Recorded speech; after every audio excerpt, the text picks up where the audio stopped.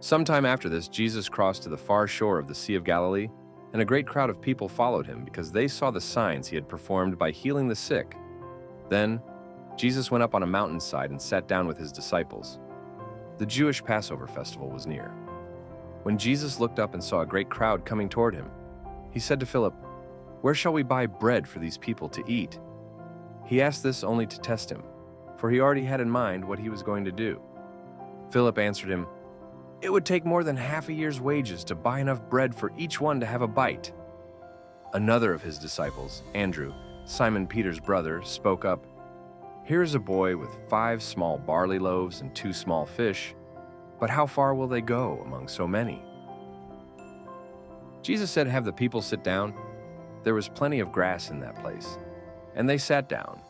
About 5,000 men were there. Jesus then took the loaves, gave thanks, and distributed to those who were seated as much as they wanted. He did the same with the fish. When they had all had enough to eat, he said to his disciples, "Gather the pieces that are left over. Let nothing be wasted."